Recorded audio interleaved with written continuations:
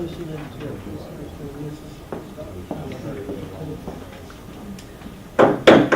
call the meeting to order. Welcome everyone here tonight. Tonight we have West Brunswick High School. They are LPC who will present the colors.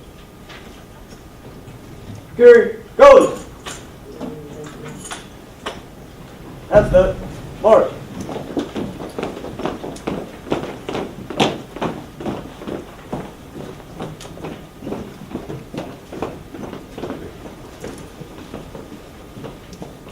Mark time. Mark. Color guard. Hold. Left. Face. Freeze it. Colors. Call me in the pledge, please. I pledge allegiance to the flag of the United States of America and to the republic for which it stands, one nation, under God, indivisible, with liberty and justice for all. Gary, go. Left, face. That's the march.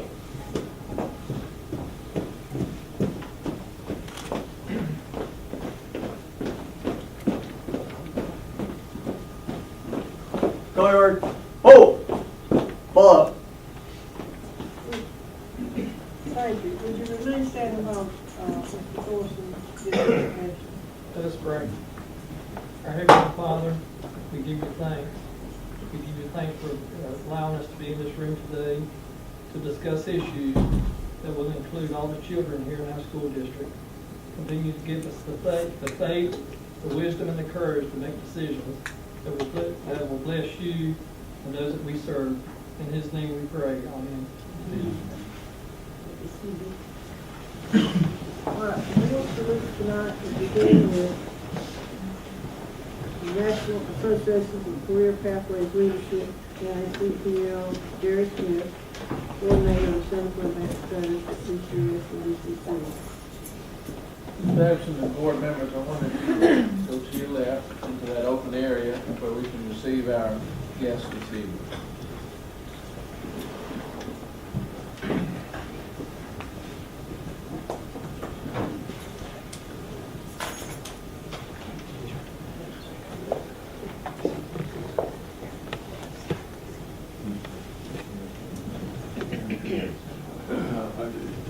Ms. Babson, I don't see Mr. Smith, and if you don't mind, I'd like to save this maybe for the December meeting, because that's a prestigious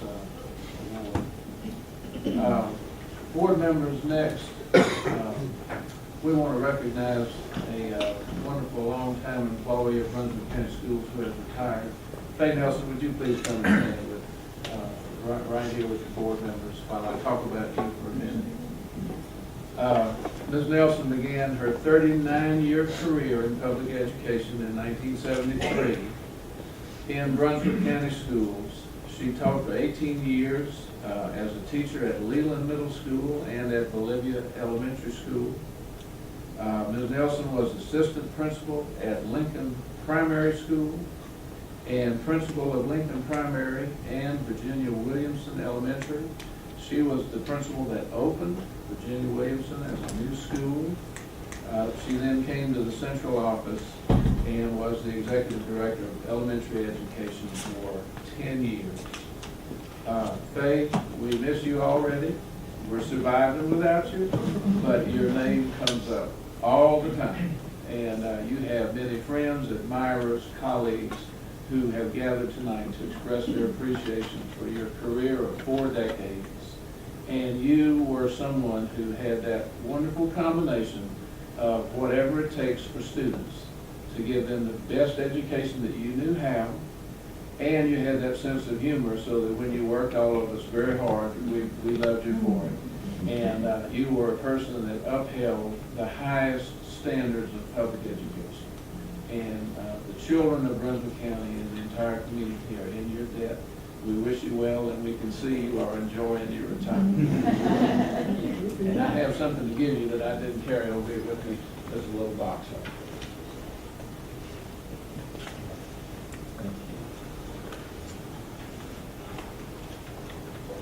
We have a token here, which is a small thing that represents something larger. And this paperweight, Faye Nelson, Brunswick County Schools, 1973 to 2012, is something that we hope you will remember us by. Thank you so much. Very sweet.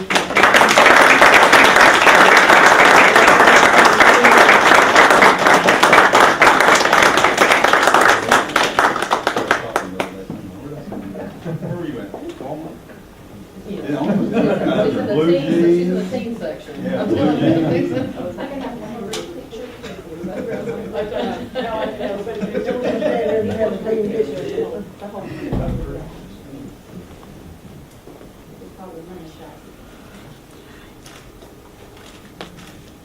Thank you very much.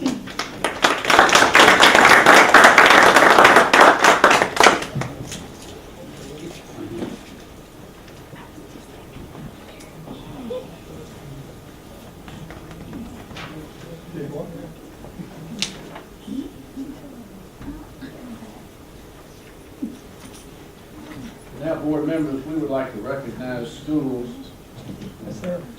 for academic achievement during the last school year. The ABC Accountability Program sets growth and performance standards for each elementary, middle, and high school in North Carolina. The end of grade and end of course test results and other components were used to measure schools' growth and overall performance. So we had schools in Brunswick County that made high growth, which is a special achievement. Each school had an expected level of growth, and high growth means that they exceeded that. And those schools, if someone would, a principal or another representative, would please come forward and receive a certificate and the appreciation of the board. Brunswick County Early College High School. I think it's worthy of applause for each of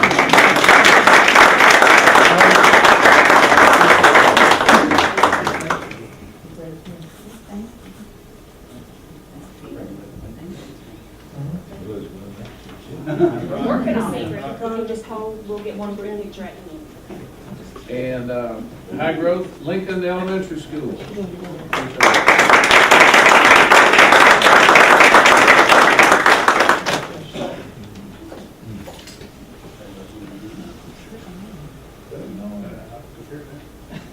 High growth South Brunswick High School.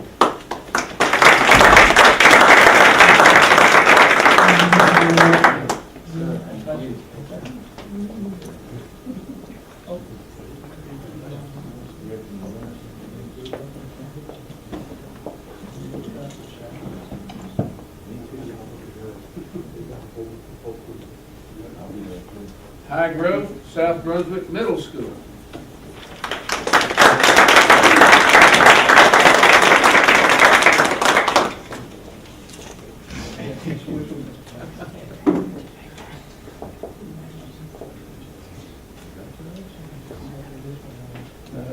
High growth Union Elementary School.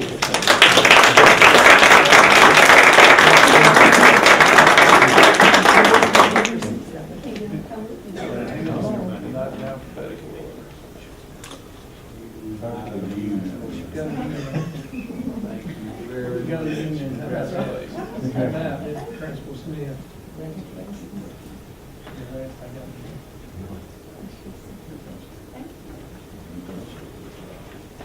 And high growth West Brunswick High School.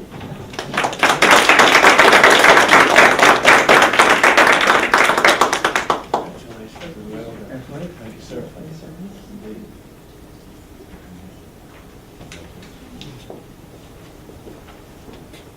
The next category, well, did you want to get a picture Yes, sir. of the high growth school? Everybody, come get it. Principals, come on over with the board.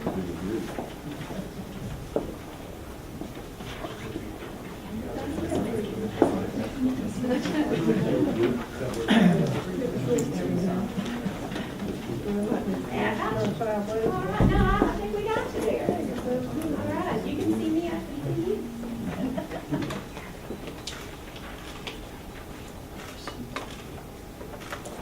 Thank you very much.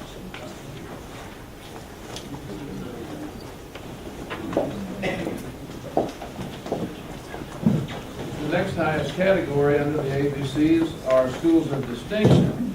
And these schools made at least expected growth and had at least 80% of their students score at or above achievement level 3. Brunswick County schools that met this criteria include North Brunswick High School, School of Distinction.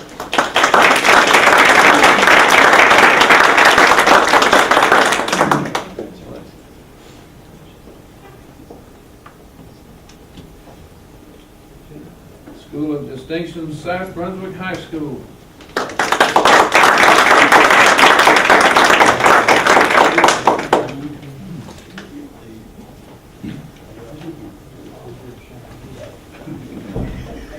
School of Distinction, South Brunswick Middle School.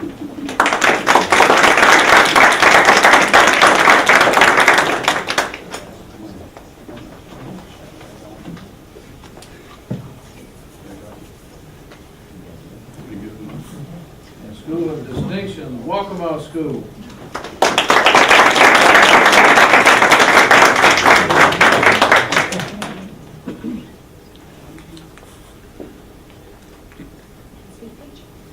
Oh, let's have our Schools of Distinction photograph, absolutely. All right, Miss Marla, you got to slide around front.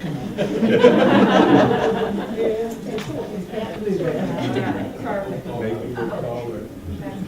Yes, thank you. Great.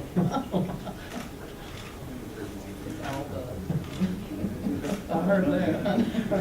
Thank you. All of them. Okay. Got all three of them together. That is great. Little humor there. And the highest category is Honor School of Excellence. These are schools that met all of their designated AMOs, annual measurable objectives, and had 90% of their students above performance composite to meet this criteria. And we were proud of 2 schools in Brunswick County. Congratulations for an Honor School of Excellence for Brunswick County Early College High School.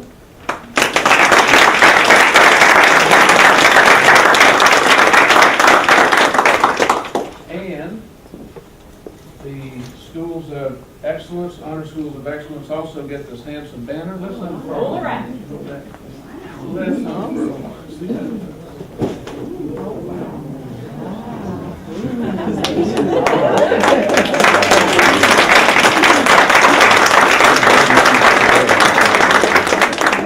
Get a picture one at a time. All right. Great.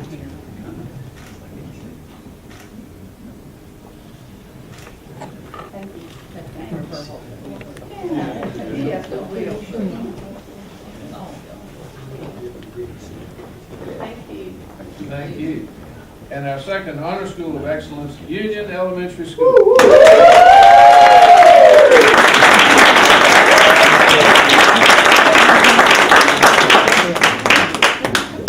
My family, come home, please. That's right. Come on. Your cheerleaders over here. Y'all want to see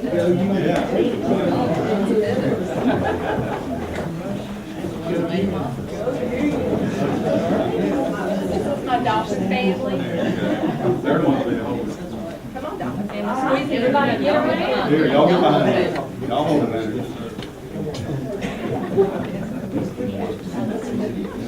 That looks great, guys. Now everybody say, just, I can't see. There you go. Give a big smile.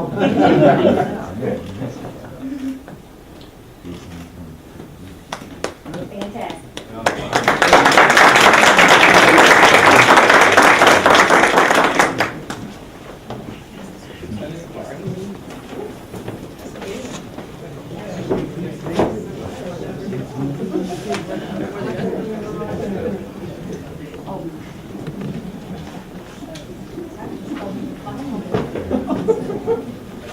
y'all be playing.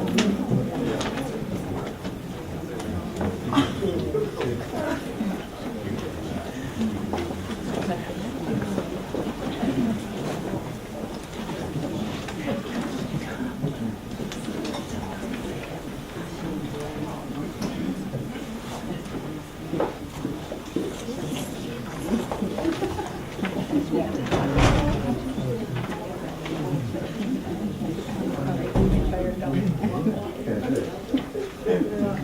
to say something, because that woman before they you know, there were three of us re-elected during this election, and you get credit for it, because you make us look good. You're the ones out there working and getting the high scores, and I'm talking about all of them that work for the school system. And I know the board agrees with me in saying that we appreciate you so much. I hope for the next 4 years we can continue a good partnership, and we do what we're supposed to do, and you continue, and we just think of these children. Because I am proud of every one of you, and I'm proud of Brunswick County Schools. Okay, next we have Ms. Laura Hunter, teacher voice. Good evening. I'm so used to my class saying, good evening.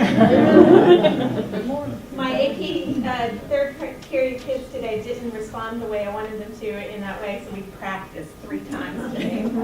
Teach us too. I want to talk to you guys about what's happening next week in Brunswick County Schools. But before we get there, I want to tell you a little bit of a story about what I experienced this week. On Tuesday, I was running around doing a couple of things, and I had to stop by a drugstore really quickly to get some hairspray, believe it or not. And so all the computers were down in the store, which is a problem. So I'm standing in line. There was a woman in front of me with her maybe 10, 11-year-old daughter.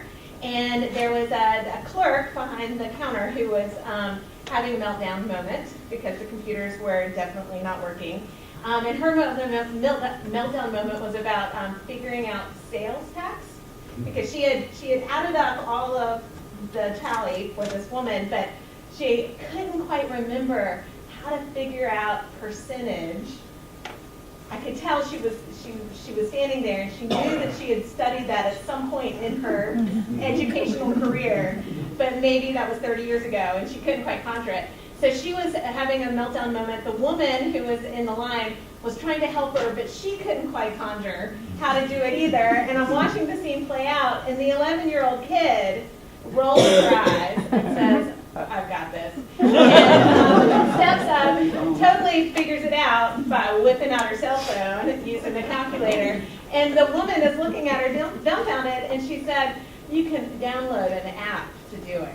And it was so great, because not only did the kid figure it out for the adults, which is awesome, but the kid found the right answer, knew how to do it mathematically, knew how to use a tool to figure it out, and totally problem solved it for the adults, so the adults didn't have to have any more meltdown moments for the rest of the day about figuring out sales tax, because she downloaded the app on the store clerk's phone for her right at that very moment.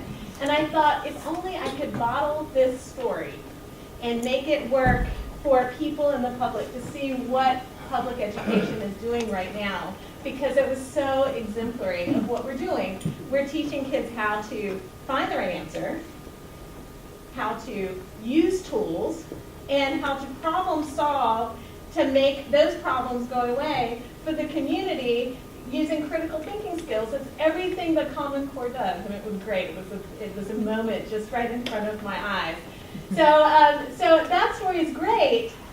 What we're doing with the Education Engagement Project takes that story and puts it into real life terms for people who are in our community coming into our schools next week. So I wanted to talk a little bit about what we're doing, why we're doing it, and what it's going to look like.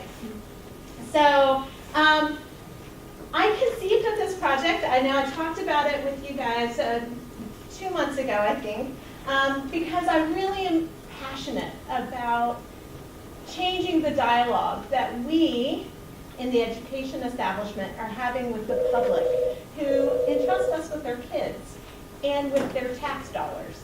And so I thought, what better way to start that dialogue than by inviting people into our schools to experience what school looks like in 2012. Because while many in the public have experienced public schools, what public schools look like today is very different from what they looked like 10, 20, 30, 40, 50 years ago. So that's the purpose of this project, to experience what schools look like today. So I just want to remind you that across this nation, 50 million kids walk through the doors of public schools on a daily basis. It's a lot of kids. We have almost 100,000 schools across this nation, and we have over 3 million teachers working in the United States. That's huge. And I think it's kind of a mystery what happens in those little classrooms across the United States. And I don't want it to be a mystery here in Brunswick County. So we're inviting people in to experience school in 2012. So what are these guys, what are these community members, like many of you sitting at the table, going to experience? Well, hopefully you will experience engagement. Hopefully you will see Common Core curriculum goals playing out in classrooms. We hope that you will turn your phones off and be present in the moment with your eyes and with your ears and with your bodies, so that you can experience this experience from the vantage point of a teacher and get to work with kids as they work very hard throughout the day. We are sending out surveys to participants beforehand to collect some information about perceptions about public schools. We will be resurveying after the experience is over to see how those perspectives are perhaps shaped by the experience in the classroom throughout the day. And then there's a video reflection piece that's also in play. So after the participants participate in the job scouting experience for the day, they get to sit down with their partnership teacher and answer some questions like, kids today are doing this. I saw teachers doing this.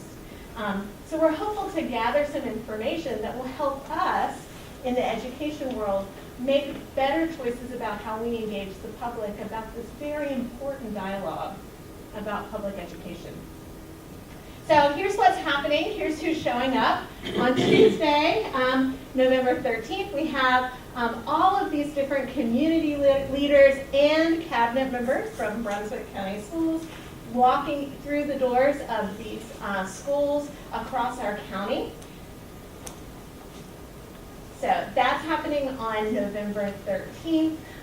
Some highlights here, of course, professors from UNCW, members of the Sheriff's Department, our county manager.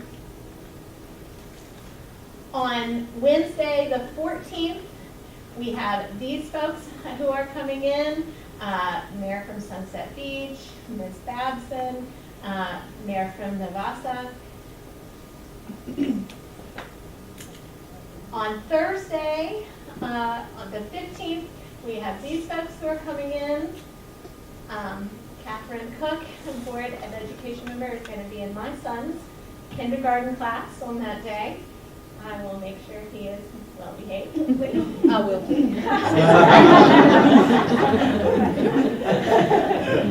Frank Eiler, newly re-elected legislator to the North Carolina General Assembly, will be with me that day in my classroom. And on Friday, these folks will be in our schools as well.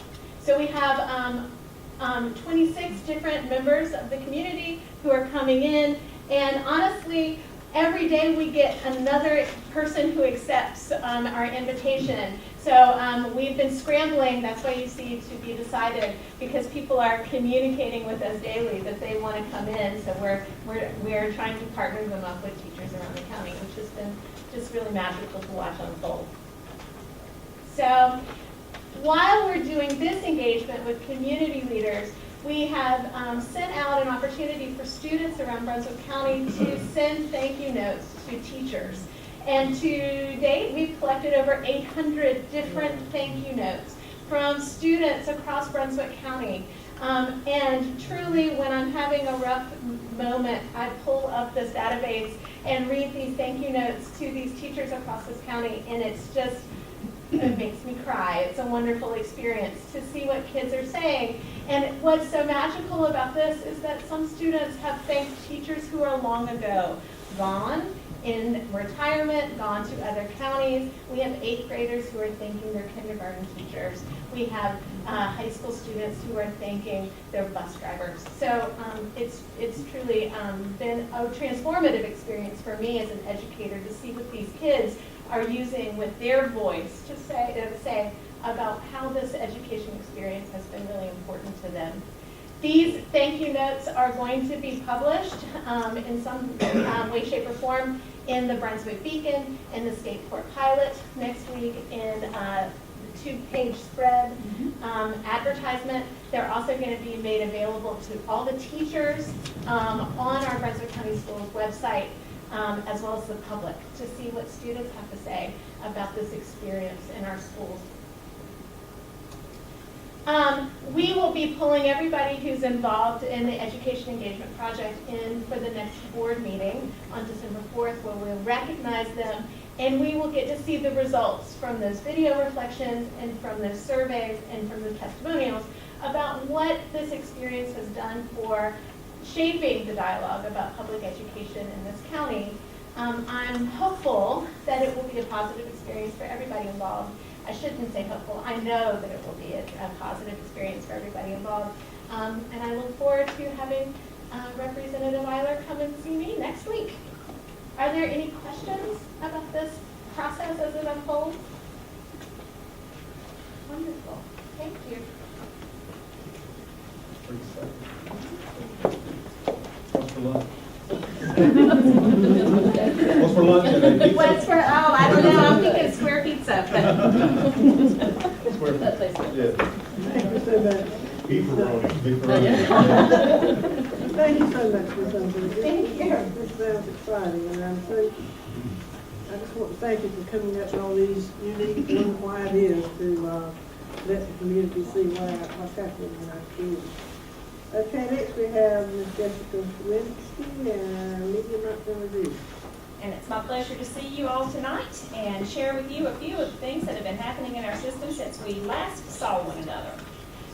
We are using our Facebook forum. Remember that on the homepage of our website, even if you don't have a Facebook account, this widget allows you to see it, even without having a Facebook account. So we encourage our community members to keep up with us by just clicking on the homepage, as well as our Twitter account as well.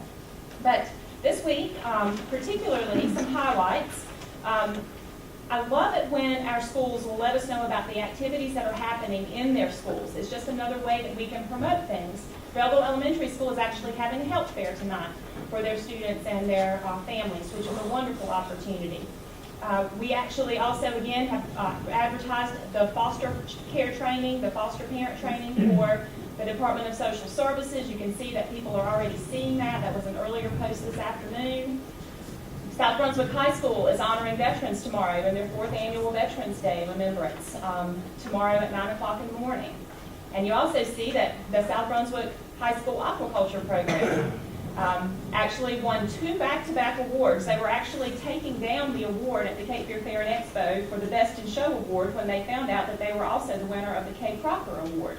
And this Friday, I think it's upcoming this Friday, November 16th, following Friday, at 9:45 is the highly anticipated flounder release that happens every year down at Davis Canal at Oak Island. So it's a very exciting time for our aquaculture program, and whenever we post information about our students, we get a lot of community interplay. And these are the kinds of things that you get to see. Here's a person who posted, woohoo, way to go, ladies and gentlemen. So this is just a way to highlight. This is also an opportunity for us to link to stories that have been shared with us in the media. And unfortunately, we've had a little limitation on some of the video feeds lately, but we do have 2 to share with you tonight. Last week, Robin Evans, teacher at Cedar Grove Middle School, was honored as the WWAY Teacher of the Week. Here's her story. Well, this week's Teacher of the Week brings us to Cedar Grove Middle School, home of the Bulldogs. Today, home of the Nerds. It's Nerd Day here at Cedar Grove, and we're with Miss Robin Evans, and she is our Teacher of the Week. Congratulations to you. I know you weren't expecting us. You're in your nerd get-up. We're sorry about it, but you look great. Well, thank you. Yes, it was definitely unexpected. Well, you want to bring fun into learning, and this is a perfect example of that. Tell us about some of the other ways that you try to keep learning interesting to those in your classroom. Well, we try to do a lot of work that brings in things that they're interested in, such as my Books Go to Movies class right now is working on the Hunger Games, which of course is really, really popular. Here in class, we try to move around, we try to do some group work, we do different varieties of activities. I've got a great bunch of kids, and so that's always really nice. You know, we live in a day where it's tough for people, tough times. The economy has put a crunch on people, especially in the classrooms, where sometimes teachers have to tap into their own funds. Is that something you've experienced? Oh, absolutely. We have a wonderful administration who has been able to provide us with a lot, and our school is new facilities, everything's wonderful. But of course, you know, whether it's some candy here and there or picking up some extra pencils, you know, teachers do end up spending some of their own money. So I've got the Hunger Games book here, and I know that you've got many back there. What is it that you want students to gain from something like this that has become so popular in our culture these days? well, we're actually going to be using this for a survival unit and looking at the characters based on the character traits of perseverance and determination, which we think that Katniss definitely shows a great deal of. Miss Evans, this is the moment that we get so excited about from our sponsors, Ashley Furniture, Stevenson Automotive, Corning Credit Union. We have $300, and I'm going to call on one of the nerdy students here to come on in and help present this check. Come on in. You can give this check to your teacher. This is $300 for Teacher's Aid. We're excited for you, and congratulations. Wow, thank you so much. That's awesome. Congratulations to Ms. Evans. And to leave us tonight, I wanted to share, on the heels of Ms. Hunter's information about the Education Engagement Project next week, we have Dr. Cruden's monthly message that he goes on site and provides a snippet for the month. And here we go. We're at Southport Elementary today, and in the classroom of Ms. Patty Hitt. Ms. Hitt is a first grade teacher here at Southport, and it's American Education Week. And I'll tell you why we're in Ms. Hitt's classroom. We asked our students if they'd like to write something about a favorite teacher. And so I got a long list of cute things that the kids had written, and I was really impressed with this student's comment about Ms. Hitt. And so I thought I would surprise her this morning and read it to her. And so she didn't know I was coming, but I want to share this with you. Dear Ms. Hitt, thank you for letting me have my favorite year of school. I was in your 4th grade class, and that was when I met all my best friends. I'm really glad I had you as a teacher. I loved how you made learning fun, and that was how I got interested in science and how we did the lizard projects. I loved how we studied lighthouses and pirates, and the old Baldy field trip was my favorite one. I wish you could read this, but I heard that it gets sent to the central office. I'll never forget you. Mr. A. and Miss Norman, thank you for the best year ever. I will never forget you.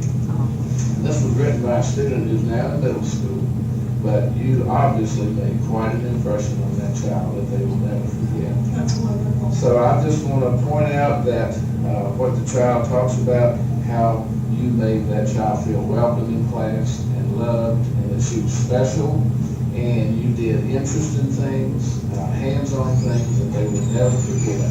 And that's what good teaching is all about. And I just want to say thank you and lift you up as a representative of all the teachers in Brunswick County. Thank you. Thank you so much. Yeah. Where's the money at? Thank you very much. Thank you, Ms. Hitt. That was great.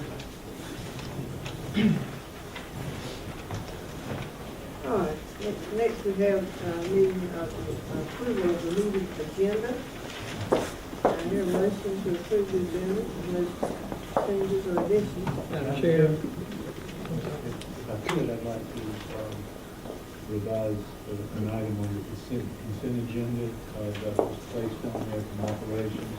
I'd like to remove item number 1, the copier lease. Remove it. Remove it until later.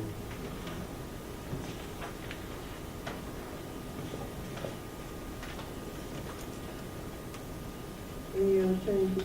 Madam Chair, I have a change for the action agenda. I'd like to put to discuss the bonus that we've been talking about for the last couple of months under item 4.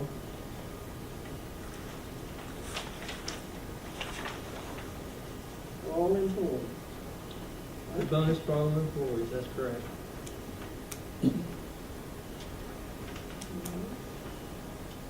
Anything else? I make a motion to accept the agenda with the deletion and addition. Have a second? Second. All in favor, please say aye. Aye. Opposed, no. Motion carried. All right.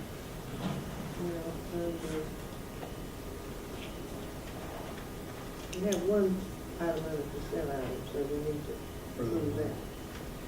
For the rest. We're gonna put red lines on this.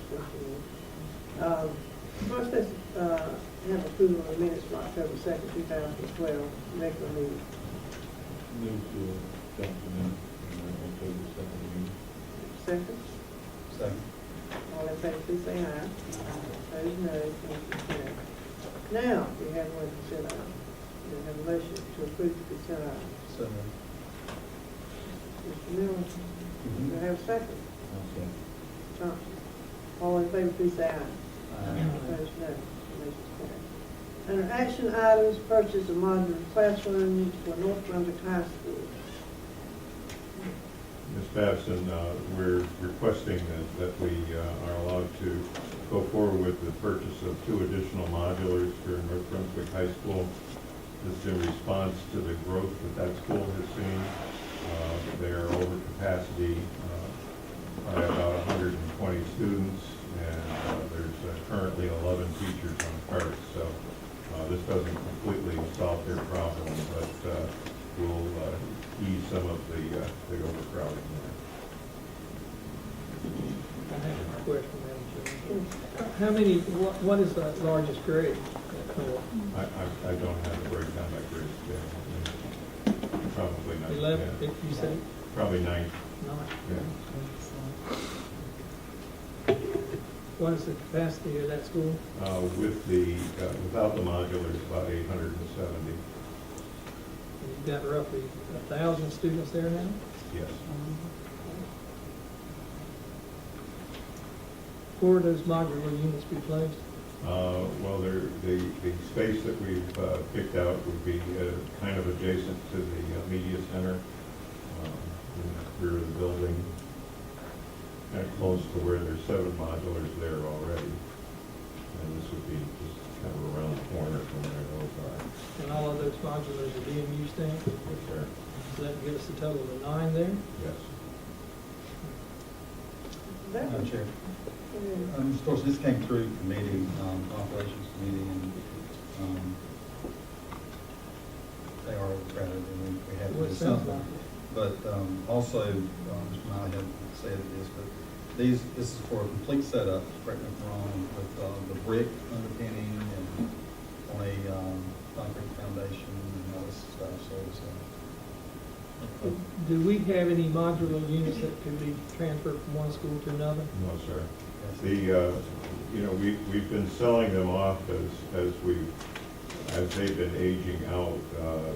Modular classrooms, there's kind of different levels, and we've been fortunate enough to find a whole fleet of them that New Hanover County sold back to Modular Technologies, and we installed one at Leland Middle School just before the start of the school year.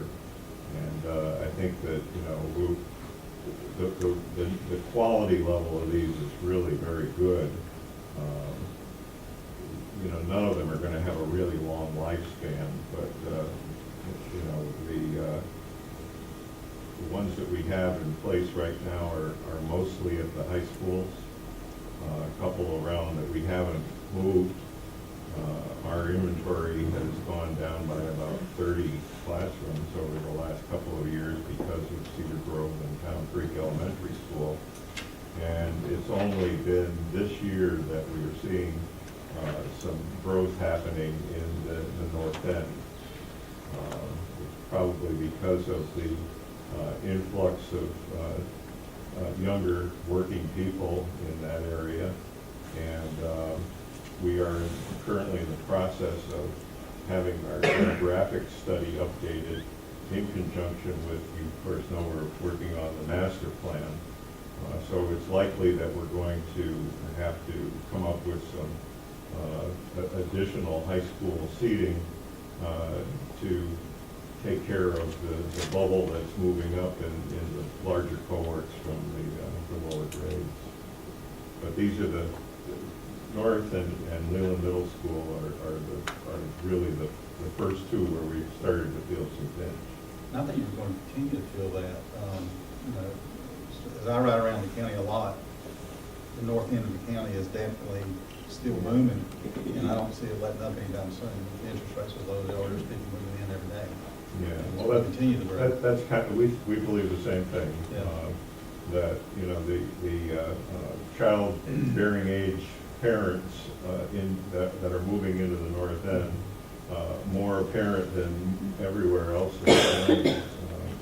And, you know, the Lincoln is kind of holding its own right now, but I anticipate that when we see the demographic study and we get done with the master plan, that we're going to see some recommendations there as well. These questions were probably asked at operations, but just a couple more for me. You've got 11 teachers on cart, and the 2 modular units are going to just reduce that to how many? 9? You got 2 classrooms, and you still got teachers on cart. We're still going to have teachers on carts, but there's just no real easy way to expand the number of classrooms there. Just simply adding these 2 is pretty much bringing our stormwater permit to its maximum. Mr. Eckert has been working with the engineering firms on, you know, where we can go from there. And in fact, we were there today looking at the location, or yesterday, for the modulars. And, you know, there's nowhere to add anything to that school. I was going to ask that question. So Yeah. we're landlocked. We don't have any. We're kind of built out at the moment. What is the cost of these modular units?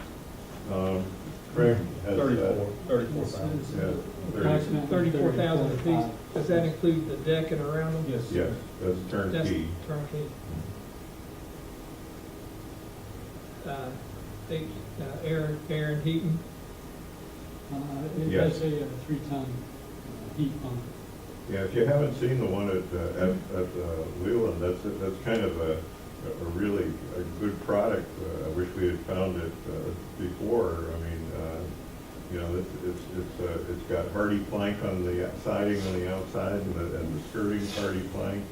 It's very the air conditioning is not the wall-mounted units and the old ones. It's very quiet. It's really nice unit.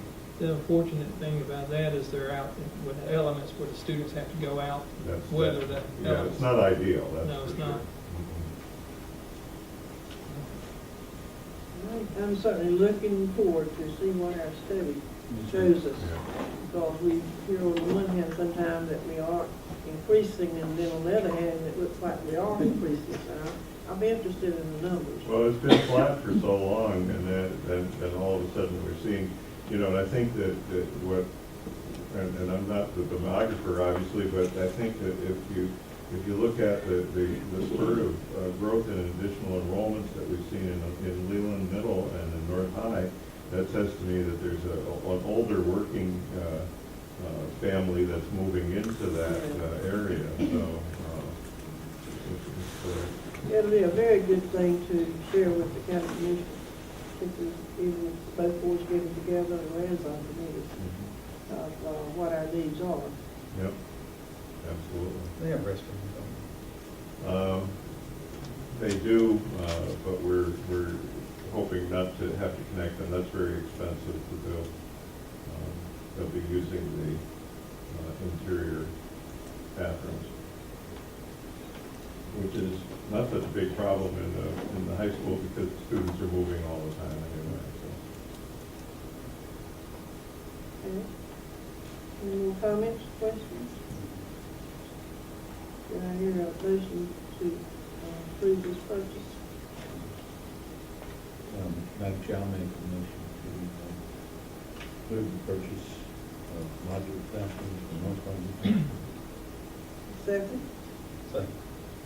All in favor, please say aye. Aye. Opposed, no. The motion is carried.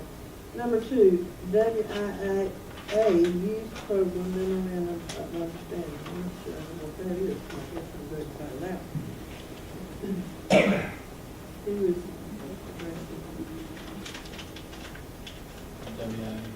Sure.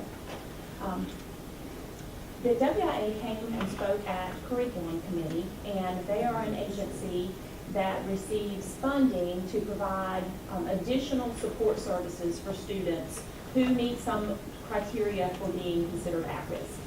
And they were coming to Brunswick County because they are working currently with many of our students outside of the school environment. And they have received some additional grant funding and would like to work in Brunswick County through a memorandum of agreement. And they would be working with students not to interfere with instructional time, but would be working with them during on a voluntary basis during lunches, after school. But it is a system in which it would provide at-risk students the opportunity to develop job skills, additional academic skills, and it really is providing a different level of support, an additional level of support for students. So it is again, meeting with select students during non-core periods to provide eligibility information. They do a lot of tutoring, job prep, resume writing, and interview skills. So they were just approaching us, and we do feel like it's an opportunity for us to bring in an additional resource for students and work through a memorandum. No cost to Brunswick County Schools. It's just a matter of our willingness to allow them to work with our students. what are they based on? What is WIA? If you'll scroll back up for me, Mr. Jenkins. What does it stand for? I think it's women and thank you very much. Women and Men United for Youth and Families. Well, what is WIA? That's an excellent question there, Mr. Well, Wilson. I think that's why I They asked were it. at the curriculum meeting, and I actually had my paperwork, but I don't I was think going to say, I know that we did we summarized it in the. Where are they out of? Is it Wilmington? they're from New Hanover County, I They're- believe. But they So also they- have programs in They Columbus. presented at the curriculum committee. Yes, sir. Yes, sir. Ms. Cook, you I was there, you were the curriculum committee? I was a curriculum committee, yes, me, myself, and I. But they came and they have got programs they've already, that have implemented in Columbus County and New Hanover County. And it really kind of targets the older, middle and high school age, which is another, area that just kind of reinforces things there. So they met, I felt comfortable with their presentation. Do you know what WIA I'm stands gonna for? look. We're going to find out.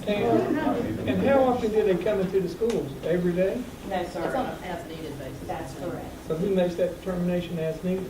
I think it's through the assessment process that they're working with the students. I think it really is. With one student at a time? Yes, sir. There you go. Women, I don't know why WIA, but it's Women and Youth United. I think it's spelled out in the board brief, but I'm trying to access it. I don't know what WIA is. While you're looking, if I could, I'd like to ask a couple of questions. Do we know anything about this organization and its success rates and that sort of thing? I mean, what can they point to as an example of the success of their services? When they were sharing that day, and quite honestly, Mr. Thompson, I don't have that information right in front of me. It is included in the board brief from the curriculum committee meeting. They did leave us information.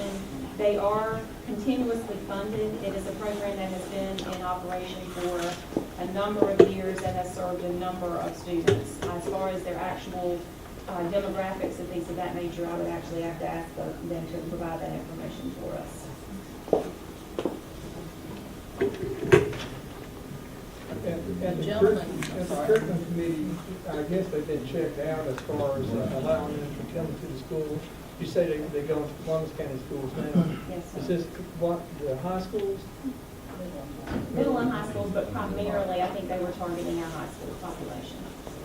Did they get funding for the number of schools they go into? They get grant money from the federal government? They do receive grant money from the federal government, but it's not based on the number of students they serve. So they're not drumming business in order to get additional funds. It's funding, and then they then use that funding to serve students. Did anyone call Columbus County to ask about it? I am presenting based on what Ms. Beatty, this is actually Ms. Beatty's presentation that she brought to the curriculum committee, so I'm really not certain if it was vetted to the point where the contact was made. Do you know how long they've been in Columbus County, working with schools there? I think the program has been in existence for at least 9 years. In Columbus? Mhm. Why would they now just come to Brunswick County then? I think so. They've actually been serving students in Brunswick County. This is the first indication that they want to actually have an MOA with Brunswick County schools. They have been serving our students. Ms. Dorsey, if the board would like for us to do a little more research and bring you a more thorough proposal at the next meeting. I think that actually Ms. Beatty, who is not well today, had more information than we were providing to you. And I'm sorry I've not been able to provide more myself, because I was present. at the meeting. How long did the presentation last, that curriculum? I don't know, there was two people, the gentleman actually had worked with another program previously with the school system, but now he was with this organization. So he's actually worked in the Brunswick County Schools before with another program. Yeah, I probably worked with Mr. Brown. That's right. And at Laney. That's correct. Mr. Brown's provided a reference. They want to start this semester now, they wanted to start, and that's why we wanted to approve it tonight. Yes, sir. So how many students do you think were affected by not approving it tonight? I think that they're working with our students. I don't think it will, I think they're working outside of the school setting with the students that they will continue to serve. I think this was an opportunity to meet them at lunch, after school, on a campus site to work more with them. I know that they are currently serving some of our students. If you would like for us to get additional information or even ask them to come make a presentation at the board, that would be great. Madam Chair, I asked that we table that, ask we table that next meeting, and maybe in January, if we don't. It's going to have lengthy the meeting is in December. Or if we can put it back on the curriculum, and if everybody can show up at the curriculum committee, I'm okay with that too. Well, that might be the best idea, and we can bring it back to the board in December. I made a motion to table it. Okay, we have a second? Second. All in favor, please say aye. Opposed, no. Motion carried. Number 3, budget amendments, Ms. Hagan. We have 4 budget amendments to present to the board this evening. The first one is state number 3. The items to note, first was actually a $34,000 grant from the state to purchase mobile devices for the Reading 3D program. It gives 5 schools anywhere from $4,800 to $9,200 to purchase these devices, and the schools included in this grant are Lincoln, Supply, Town Creek, Southport, and Longmont. The other item, $170,000, is actually moving money out of our textbook account into instructional supplies so that we can purchase consumable textbooks. The next one, local number 4, is a fund balance appropriation of $70,608 from local funds to transfer into capital outlay for capital improvements to Lincoln. This topic was discussed at the operations committee. You'll see this amount when we get to the capital side as well. So this amendment appropriates it out of local to transfer into capital assets. The next one, capital number 5, there are several things on this one. The reduction of $166,000 is as a result of having reported to BPI the completion of several lottery projects. So we had requested X amount of dollars for a project, and if that project came in under, we've reported all those projects complete, and so that puts those funds back into the pot to be available for other projects. $105,000 is due for the design fees of the Leland Middle roofing project. So you've seen the lottery application. This is the state has approved the preliminary funding for that project. And then you see the $70,000 item is actually to appropriate the funds for the Lincoln project. The next one, last one, Fund 8, number 3. The two items to note, the exceptional children's supplies, equipment, and contacts for $51,000 is revenue received for Medicaid administrative claims. So where our EC department has provided services that were Medicaid eligible. They work very hard to do the necessary paperwork and bring this on. And the last item there, $32,000, we do this annually. We have an agreement with BCC to fund a position, Mr. Schmidt actually, and so we share the cost, and this is to appropriate the portion that BCC funds.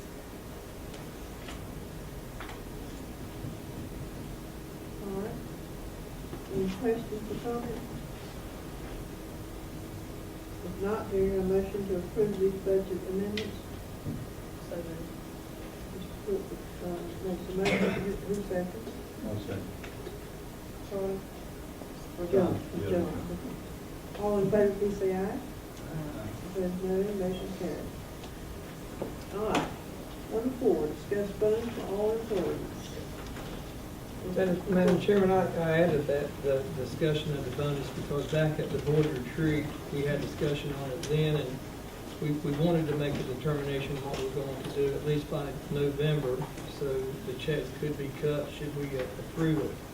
But I was hoping that Dr. Pruden would have a suggestion for us, and maybe Ms. Cahill, should we want to go with something?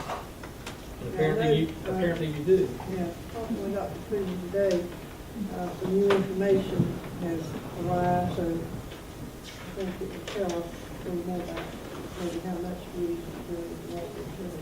I think we owe it to the staff to make a determination tonight. I don't think we need to prolong it anymore. Just absent board members, the sheet that you're looking at is a fund balance analysis. And as you can see, our remaining fund balance at this time is $4,600,000. If you come on down to the next line, the rule of thumb is that fund balance should equal 2 months of operating expense to keep in reserve. That amount for us would be $4,900,000 in some ways, you see there, just under $5 million. So we had talked in terms earlier of proposing to the board a $1,000 holiday bonus for all employees. Since that time, we've become aware that we have some chillers, 4 units that are toward the end of their useful lifespan and will need to be replaced in the near future. And we feel it prudent to set aside $800,000 to replace them. So you see that amount in the listing above, along with some other expenses that we are sequestering funds for. So the $1,000 bonus, after we take out that $800,000, would put us just a little bit below that 2-month operating expense figure, about $287,000 less than that. So if we were to consider a smaller amount of $750 per employee, we would still have $237,000 more than our 2-month operating expense cushion. So, and we've also provided the number for a $600 bonus and a $500 bonus. But after talking with Ms. Cahill and our budget staff today and members of the cabinet, we feel comfortable recommending that the board consider a $750 holiday bonus for each employee. And I'll state to the board that our employees understand that this is not an expected annual event, that the board is even considering this because there have been no raises until this year, and then a small 1.2% increase for each employee this year. And that the board hopes to be able to do something more substantial in the future when funds are available. But the fact that we would have had 2 holiday bonuses in a row certainly is not setting a precedent where it's an expectation on an annual basis. I asked you a question this afternoon. Would you explain the method in which we pay these bonuses and how that helps with not having so much taxes taken out of Yes, the ma'am. check? Taxes are taken out of employees' checks each time those checks are issued. And the taxes are taken out based on the amount of that check. And so if we were to fold this amount, should the board approve it, if we were to add $750 to our employees' paychecks for December, it would put them in a higher tax bracket in a number of cases, and they would receive a smaller take-home amount than if we gave them separate checks. But by doing separate checks, we can tax their regular check at the regular rate and tax the $750 check at that rate, and they would have a larger amount actually to have. I think some people only got like 400 out of 1,000. I mean, that's an awful lot to lose. Does that sound right? We got over 50% taken out. 50%. Was that Really? because? On the higher end side, for the higher Right. employees. Like principals or? Well, Right, but so the there was, lower end there was not 2 checks last year. It was combined, there was 2 checks There last were 2 year. checks. Yeah. But that's for the higher end, it's not for the average. Or a teacher, a beginning Yeah. teacher. We saw a teacher, we had the numbers last year, I think it was 700, I think. Yeah. Somewhere around 7.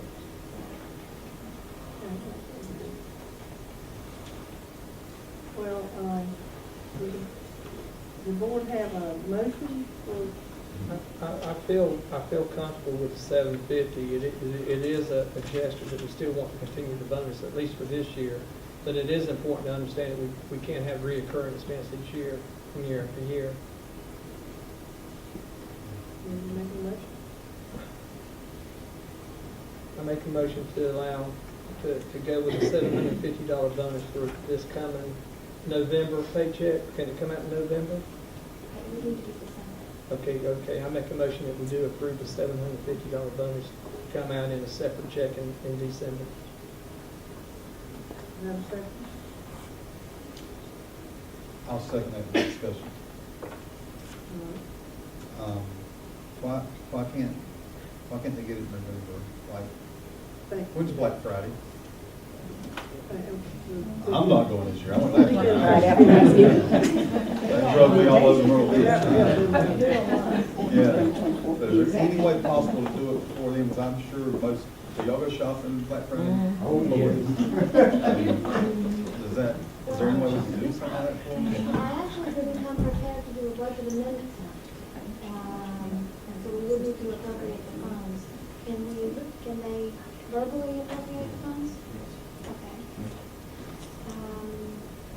I can say yes, oh gosh, I hate that, we get listed without actually checking with the payroll staff and see. If it can be done, If it can be done.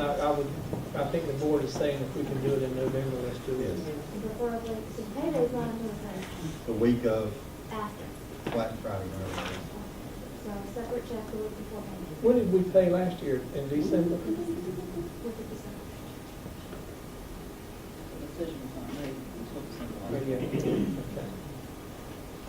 With the understanding, I mean, I'm a county employee too, and we haven't had anything until this year. So, I mean, we're all in the same boat. And so hopefully things will go turn around in Raleigh. So hopefully it's going to be better for all of us. I have a question. I don't think it has anything to do with which way you vote on this, but it's on the paper. So I want to ask you, the last sentence down there that says due to shrinking capital outlay funding sources, fund balance may be necessary to sustain minimum capital outlay needs in the coming years. So are you saying we probably have to have a higher amount in fund balance to sustain capital? So the reserve that we have, of the 5 million can be used for that. But if we have too many unexpected chillers at 800,000, at a time, that could become problematic. So I just put that in the caveat, we just. We have so much deferred work, that we're spending, I think, $3.5 million this year on capital outlay, just to keep our buildings in good condition, not expanding. The problem, and this is something we talked about in operations, the problem is that we are not getting any new revenue streams. So, other than lottery money, a small amount that's proportioned out of our agreement with the county for capital. So we really do need to start looking for ways to increase the revenue side, because we have this $800,000 chiller issue that's coming before us, and things like that are going to continue to happen. These buildings, almost 2 million square feet of building, need a lot of maintenance and upkeep. So I think it's put here just to raise everyone's awareness that we don't have a constant flow of money coming into the system to support our capital needs. Well, I think it's very timely that we put this here and keep the public informed and ourselves and the county commissioners of just where we are. And I still go back to our study. I think that's going to be one of the most important ones you've ever done. And also, Madam Chair, we'll be renegotiating our funding arrangements next year with the commissioners. So that's still on our plate too, so be mindful of that. Well, I hope that when we do sit down and negotiate, we will talk quite a bit about the capital needs. Yeah. We've been so supportive of our capital needs in the past that we'll have to be relying even more so on them now, because capital money from Raleigh has incurred in a number of years, and it's not likely to be returning anytime soon. All right, all those in favor of the motion for the $750 bonus, would you say aye? Aye. All opposed, say no. The motion's carried. Thank you.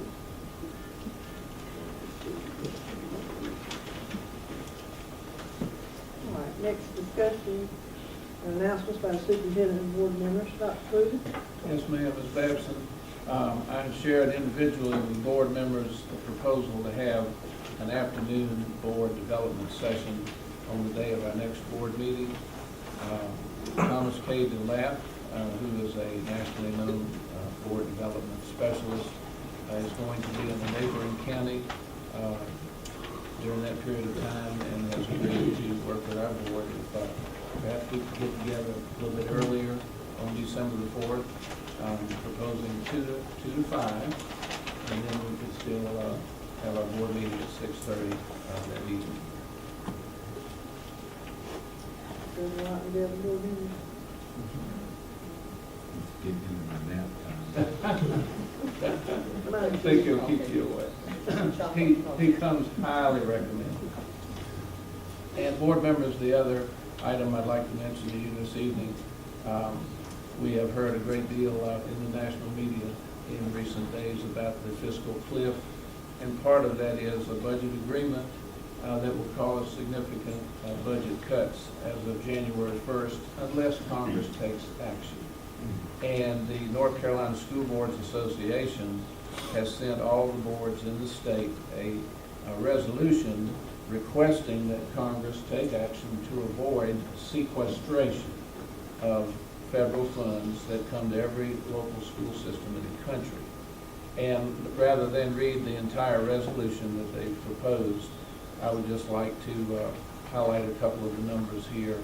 The Budget Control Act of 2011 includes a provision to impose a $1.2 trillion across-the-board budget cut to almost all federal programs, including education, that would become effective January 2nd, 2013.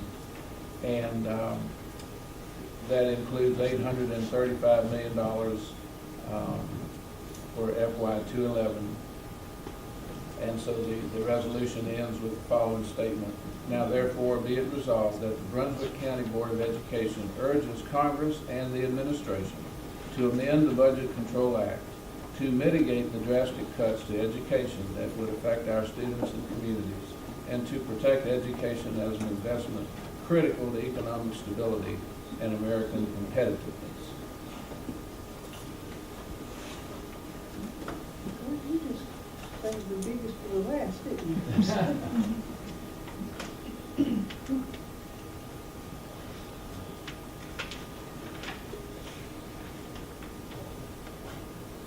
Might have been more effective last month. Well, the cliff remains, regardless of the election, the fiscal cliff remains, and we're asking Congress not to jump off of it and take us all with it. Is that, that's to be sent to our NCSBA? Yes, and they will combine send Congress and the President a list of all the boards that adopt that resolution in the state. I expect most boards will adopt it. Well, do you need a motion to adopt it, or I make a motion that we adopt it as presented? Second.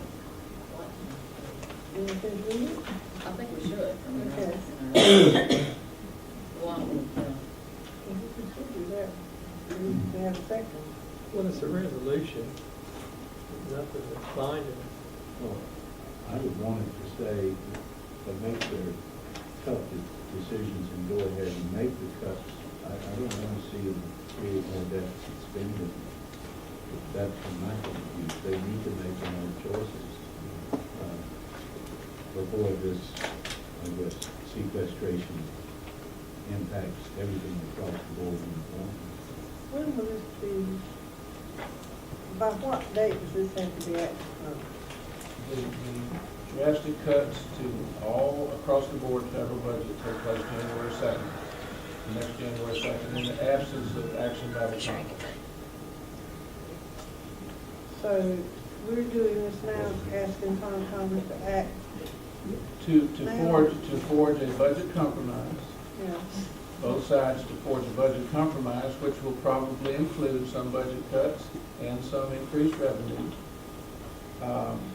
And to therefore avoid those draconian, drastic cuts across the board that Congress actually hung over their heads as a form of self-threat to force them to act after the election.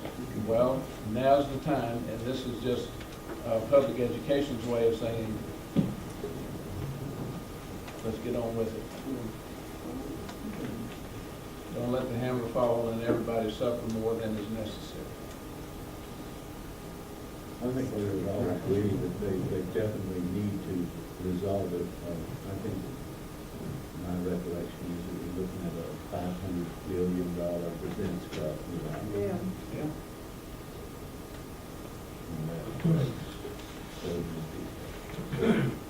I believe I can support it because the language isn't, oriented towards let's spend some more money that we have to borrow from somebody else. Or $3 billion that's spent on negative campaign ads. My motion is still on the table to approve. Go ahead and second. I'll second. Okay. Any more comments? All in favor, please say aye. Aye. Opposed, no. Motion carried.